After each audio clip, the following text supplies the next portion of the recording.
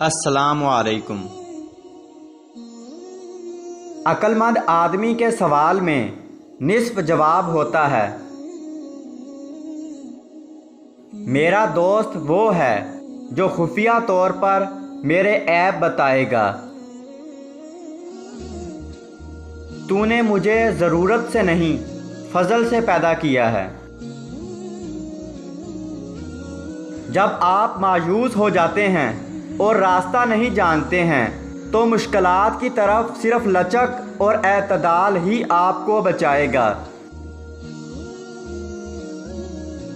गुनाह करने के बाद तौबा करने से गुनाह से परहेज़ करना बेहतर है।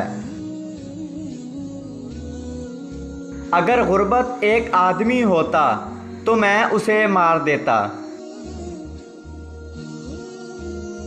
मुझे अकेला रहने दें और किसी की तलाश में जाएं। बहुत सारे मर्द अपनी बीवियों के मुस्तकबिल के शोहरों के लिए ज़ख़ीरा अंदोज़ी करते हैं। ज़्यादा सख्त न बनो कि आप टूट जाएं और इतना नरम भी ना हो कि आप दब जाएं। तुम्हारा राज तुम्हारा कैदी है।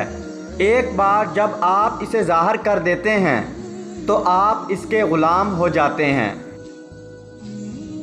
दोस्तों, अगर वीडियो अच्छी लगी तो इस वीडियो को लाइक कीजिए और चैनल को सब्सक्राइब कीजिए और बेल आइकन दबाकर ऑल नोटिफिकेशन ऑन कर लीजिए।